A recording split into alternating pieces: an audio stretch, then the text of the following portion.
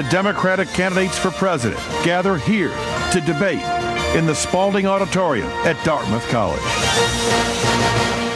Let's start right now. Will you pledge that by January 2013, the end of your first term, more than 5 years from now, there will be no U.S. troops in Iraq? I think it's hard to project 4 years from now, and I think it would be irresponsible. We don't know what contingency will be out there. It is my goal to have all troops out by the end of my first term. But I agree with Barack. It is very difficult to know what we're going to be inheriting. Senator Edwards, will you commit that at the end of your first term in 2013, all U.S. troops will be out of Iraq? I cannot make that commitment. There are, however, differences between us. For example, I heard Senator Clinton say on Sunday that she wants to continue combat missions in Iraq. To me, that's a continuation of the war. I do not think we should continue combat missions in Iraq. Governor Tim, Richardson, could I just clarify that, I said there may be a continuing counterterrorism mission, which, if it still exists, will be aimed at al-Qaeda in Iraq. It may require combat. And the difference is really very simple. I would have our combat troops out of Iraq over a period of several months, and I would not continue combat missions in Iraq. Combat missions mean that the war is continuing. I believe this war needs to be brought to an end. I have a fundamental difference with Senator Obama, Senator Edwards, and Senator Clinton. Here's my position. Their position basically is changing the mission. My position in bringing all troops out of Iraq is to end the war. I happen to believe very strongly that this policy of ours, military involvement in Iraq, is counterproductive. We're less safe, less secure, more vulnerable, and more isolated today as a result of the policy. will you pledge as Commander-in-Chief that you will have all troops out of Iraq by January of 2013? I will get that done. You'll get it done? Yes, I will, sir. You'll pledge to have all troops out by January of 2013? By April of 2007, and you can mark that on your calendars if you want to take a new direction. Well, it's September of 07 now, so we're going to have a problem. We'll make that 2009. I'm ready to be president today. All right, we'll get. Senator Gravel, I've listened to you very carefully in this campaign. You were in the Senate. You're one of the few that has. Well, the first thing, you stop the debate by voting every single day on cloture. Every day. 20 days, and you'll overcome cloture.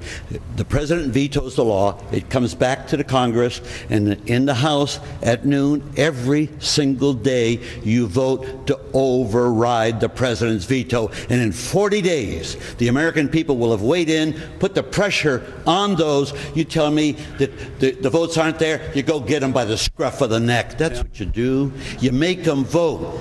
Senator, are you suggesting that these candidates suspend their campaigns, go back to Washington, and for 40 consecutive days vote on the war? If it stops the killing, my God, yes, do it. We're talking about ending the war. My God, we're just starting a war right today.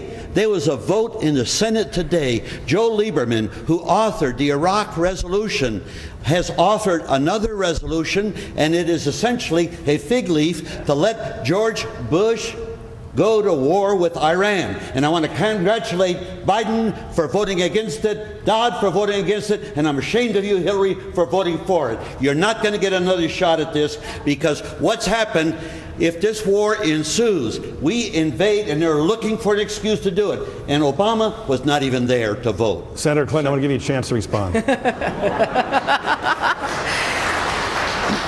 Well, I don't know where to start, but let me... Please take 30 seconds. Yes, let me respond. My understanding of the Revolutionary Guard in Iran is that it is promoting terrorism, it is manufacturing weapons that are used against our troops in Iraq. It is certainly the main agent of support for Hezbollah, Hamas, and others. And in what we voted for today, we will have an opportunity to designate it as a terrorist organization. If Israel concluded that Iran's nuclear capability threatened Israel's security, would Israel be justified in launching an attack on Iran? Well, Tim, I think that's one of those hypotheticals that It's not a hypothetical, that is Senator. better not It's real addressed life. at this time. What is real life is what apparently happened in Syria. So let's take that one step at a time. But my question, I know what the question is, but I think it's important to lay out what we know about Syria, because we don't have as much information as I wish we did. But what we think we know is that with North Korean help, both financial and technical and material, the Syrians apparently were putting together, and perhaps over some period of years, a nuclear facility. And the Israelis took it out. I strongly support that. But I don't want to go a step further and talk about what might or might not happen down the road with Iran. Would they be justified? Well, Tim, I'm not going to answer that, because what I understand is that there was evidence. Well, let me just finish, and then Mike and Dennis can answer.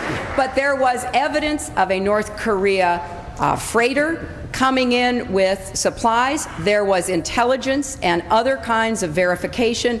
So I don't think it's a question of if they feel it. That is a much higher standard of proof. Apparently it was met with respect to Syria. Now, we don't know exactly what happened with respect to Syria. We've gotten general reports, but we don't know all the specifics. We got general reports in the run-up to the Iraq War that proved erroneous, and a lot of people voted for that war as a consequence. Now, I want to come back to a discussion that took place a few minutes ago to make sure everyone understands what Senator Gravel was talking about and Senator Clinton was talking about, because there was a very important vote cast in the United States Senate today, and it was basically in a resolution calling the Iranian Revolutionary Guard a terrorist organization. I voted for this war in Iraq, and I was wrong to vote for this war, and I accept responsibility for that. Senator Clinton also voted for this war. We learned a very different lesson from that. I have no intention of giving George Bush the authority to take the first step on a road to war with Iran. And I think that vote today, which Senator Biden and Senator Dodd voted against, and they were correct to vote against it, is a clear indication of the approach that all of us would take with the situation in Iran, because what I learned in my vote on Iraq was you cannot give this president the authority, and you can't even give him the first step in that authority, because he cannot be trusted. And that resolution that was voted on today was a very clear indication. I'd like to hear from Senator Biden. Rudy Giuliani doesn't know what the heck he's talking about. He's the most uninformed person in American foreign policy. I now running for president. In 1980, your condo business went bankrupt. Correct. In 2004, you filed for personal bankruptcy. Correct. Leaving $85,000 in credit bills unpaid. How can someone who did not take care of his business, could not manage his own personal finances, say that he's capable of managing the country? Donald Trump has been bankrupt 100 times. So I went bankrupt once in business, and the other, who did I bankrupt? I stuck the credit card companies with $90,000 worth of bills, and they deserved it because I used the money. They deserved it, and I used the money to finance the empowerment of the American people with a national initiative, so you can make the laws. I want to talk about Social Security and Medicare. The chairman of the Federal Reserve, the head of the Government Accountability Office have both said that the number of people in America on Social Security and Medicare is going to double in the next 20 years. They're now 40 million, it's going to go to 80 million. And that if nothing is done, we'll have to cut benefits in half or double the taxes. Tim, let me tell you what I think about this, because I know this is a particular concern of yours. I do think that it's important to talk about fiscal responsibility, path to fiscal responsibility, context of fiscal responsibility first. I take everything off the table until we move toward fiscal responsibility. I don't think I should be negotiating about what I would do as president. You know, I want to see what other people come to the table with. But Senator, what do you put on the table? Everything on the table? Some things on the table? Nothing on the table. I'm not putting anything on the proverbial table until we move toward fiscal responsibility. Everything should be on the table. My personal view is that lifting the cap is much preferable to the other options that are available. And I think it's important for us, in addition to getting our fiscal house in order, to acknowledge as Democrats that there may be a problem that we've got to take on. And we should be willing to do anything that will strengthen the system, and we should reject things that will weaken the system, including privatization. Issues like privatization, as been said here, have to be off the table. One, you take privatization off the table. You don't want Social Security in the stock market. Two, you stop raiding the Social Security Trust Fund, as the Congress and the President constantly do. You would then have Excuse me. You then would have a deficit of over $300 billion. No, Tim. No, Governor, you don't. No, wait. Because I know this. It's not funny money. It's real money. No. But what you do, I am the only candidate here that has said I'm for a constitutional amendment to balance the budget. You have to have fiscal discipline. You've got to also grow the economy. You have to have universal pensions. Here's, this estimate that you just talked about is based on the growth of the economy, 1.3%. If it grows to 1.8, we don't have this. What you're saying is that there's no pain in this. You're going to have double the number of people on these programs for 15 years, and you can do it by growing the economy. If you also generate economic growth, this projection that you mentioned by the year 2041 is based on 1.3 economic growth. That is pathetic. I just have to insert something here. Fiscal responsibility. Is it healthy for a democracy to have a two-family political dynasty? Well, I thought Bill was a pretty good president, and from my perspective, the values that he acted on behalf of our country, both at home and abroad, are ones that stand the test of time. I want to move to another subject, and this involves a comment that a guest on Meet the Press made, and I want to read it as follows. Imagine the following scenario. We get lucky. We get the number 3 guy in Al-Qaeda.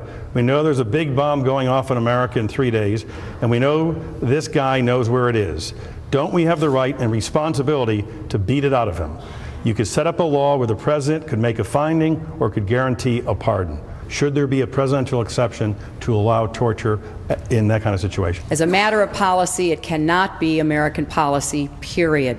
I met with those same 3- and 4-star retired generals, and their principal point, in addition to the values that are so important for our country to exhibit, is that there is very little evidence that it works. These hypotheticals are very dangerous because they open a great big hole in what should be an attitude that our country and our president takes toward the appropriate treatment of everyone, and I think it's dangerous to go down this path. The guest who laid out this scenario for me with that proposed solution was William Jefferson Clinton last year. So he disagrees with you. Well, he's not standing here right now.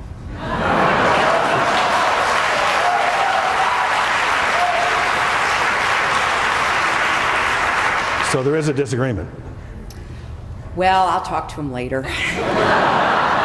Thank you all. Thank you, voters of New Hampshire and all across the country, for watching the Democratic candidates tonight.